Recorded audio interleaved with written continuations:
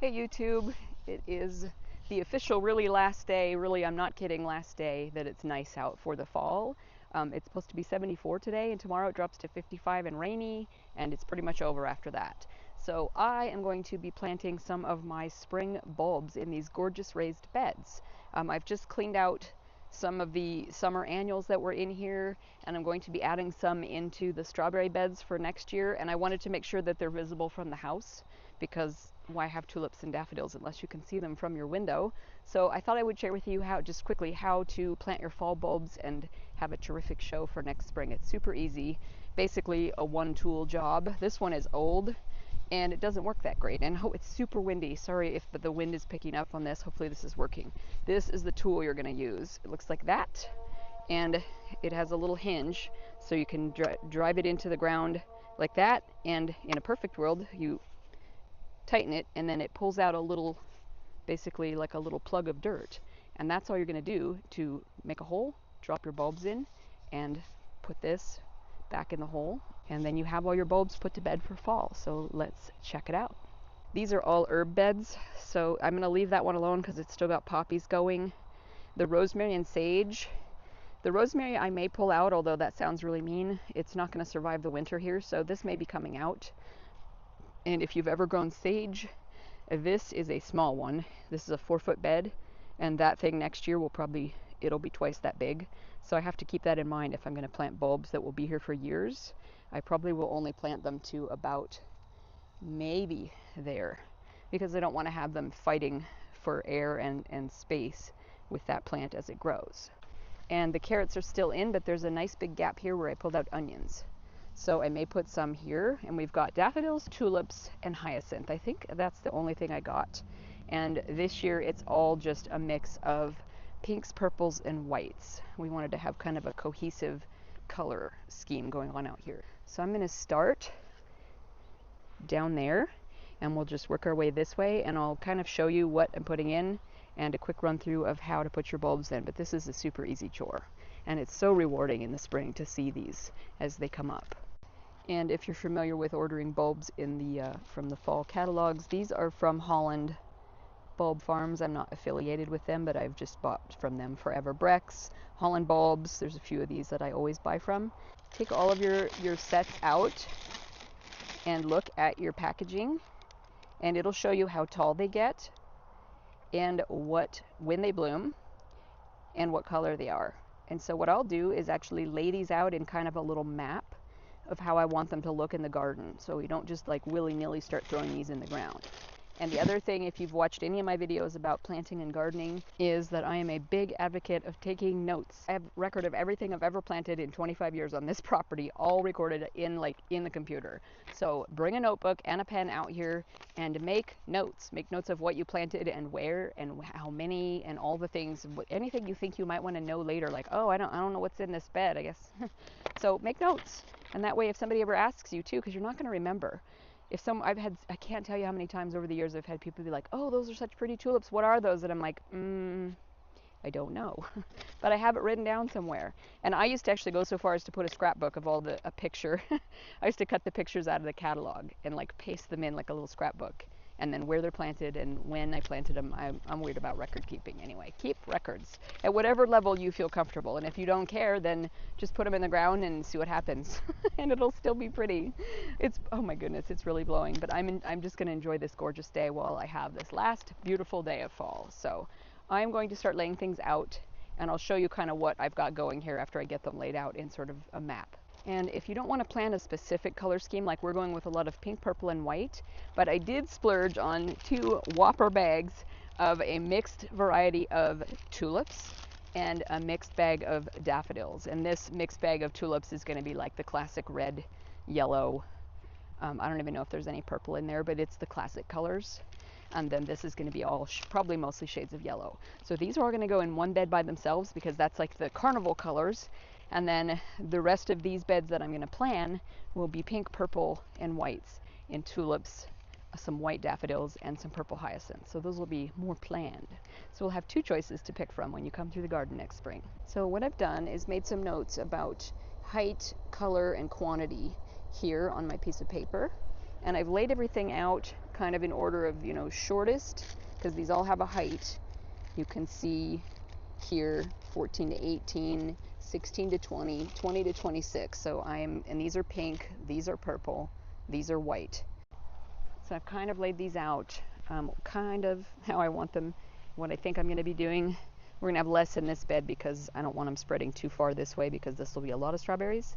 So I'm going to use this part of this bed and this side of this bed, and I'll see how many of these will fit, and if they get to be too many. I don't want to crowd them because they do naturalize, and you want to not crowd your spacing because they'll need room to grow over the years if they naturalize in these beds. So we're going to start with the tallest things in the center, and then the next height, and then the shortest things out at the edge. But I am going to probably put them so that they can be viewed from both sides, so we'll move some around to that side as well. One thing to keep in mind, if you don't have the special tool, do not despair. If you have a trowel, which we all do, just measure your trowel. These are marked up to 4 inches. So if you go the depth of this trowel, you'll be 6 inches. So you can kind of use this as a guide, because most of these are going to be planted at 4 to 6 inches deep. So I often find it just as easy if you have soft enough soil. Let's see if I do. You can just go straight down in and basically just pry open a spot and stuff a bulb down in there like that. So you don't have to have this tool, it just makes things a little bit easier. And you'll notice I pulled out that beautiful rosemary, which just about broke my heart, but it won't survive the winter, and I don't have anywhere to overwinter it, so I will just buy another one in the spring. It's fine. But I did leave this tiny sprout of it here, so I guess somebody remind me next spring, like ask me if that came up, because it's not zone 7 here and they're only hardy to zone 7. So let's see if that thing survives. Another tool that you're going to wish you had is one of these. I have so many of these. I think I have one of these in every pocket of every coat that I own. And because these just, I'm not having much luck ripping those apart. So try to save the label if you can, so you know what you're planting. And just rip that open, dump them out, and then take a look at your depth. These are a pink lace fringed tulip, 20 to 26 inches. So these are going to go definitely somewhere in the middle, and you want them to be 6 to 8 inches deep, 4 to 6 inches apart. And I like them on the crowded side, but you know, I'm hoping they'll naturalize. Also, when you have bulbs, they look like this, and you can see there is a definite top narrow pointed part and a definite little bottom. That needs to be facing down. That is the little sprout that's going to come up. So you definitely put this in with that facing up, because that is going to be reaching for the sun through all of your soil. So all of these need to go in with that facing up. And if you happen to live in a place where you have a lot of moles and voles, they will eat tulips, but I think they leave daffodils alone. I believe that's what I remember. So if you have problems with rodents, and even deer will eat tulips, but I think they leave daffodils alone too, because I had hundreds and hundreds of these in the front yard when we first moved here, and my daffodils are still there and the tulips have faded out. So I'm going to just crack that open, and you give it work it down like that. And this soil's pretty good, and that's down about 6 inches, and then you can just kind of pull out a plug of dirt, if you can. I hope you can see that. I don't know what you can see from there. And then facing up, you're just going to drop one down in that hole. And then that's as easy as this is. Guys, plant the bulbs. But I mean, if you buy 1,000 of them, you're going to overwhelm yourself. This is a total of 142 bulbs, and I think that's as much as I want to do in an afternoon. I used to be really ambitious and plant hundreds and hundreds, and I'm just not feeling it anymore. Make sure you keep track of where you had that hole, because you don't want to mess that one up. So what I'll do is just kind of, how many do I have here? I'm going to divide some of these between both beds. There's 12 of these, so let's do 6 here. And what's fun to do with tulips or daffodils, especially if you want them to look natural, you don't want rows, because they come up as one stem with one flower on the top. So if you want a somewhat natural look, I guess probably Martha Stewart taught me this 100 years ago. Well, sorry Martha, not 100, but you know, a long time ago. Kind of scatter them, drop them, and see where they go, and stick with that arrangement, and it'll look a little more naturalized than if you had planted, you know, like this, like this, like this, like this. They're going to come up like a little row of soldiers in the spring, and I mean, it's not what you want if you're looking for sort of a natural looking garden. So we're going to do this, because look, there's a hole, and there's a nice sort of natural arrangement. So that's all there is to this. I'm going to go ahead and finish these, and I'll show you how to do this with a trowel. because same thing. You're going to want to take this, and if I don't have this little bulb tool, just work it back and forth. And I do this especially for garlic because they're little and you can just drop right down in the hole. But you can, just wrench a hole open 6 inches deep, kind of pull the bottom open, and you can just drop that facing up, drop it right down in, and just push the soil right back over it. And then mark where it is so you don't plant another one in the same spot. Anywho, and there's the clouds. It's just like the weather is just turning as we speak. The weather is starting to turn. So I'm going to hurry and get these all planted, and we'll talk a little bit more at the end.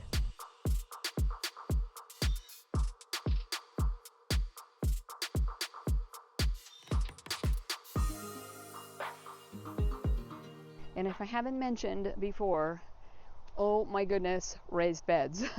I've never had these, and you will find when you get old like me, these are, I can't believe how amazing these are. They're expensive, but I would imagine they'll last the rest of my life, at least.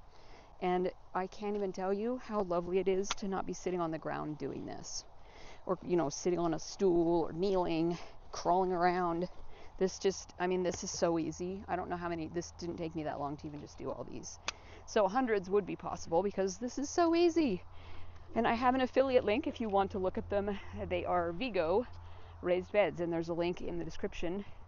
And I get a little commission if you buy one through my link.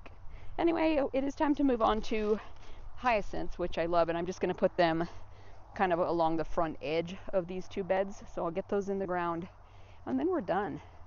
And then I guess come back in the spring and we'll do a walkthrough and see how pretty they are.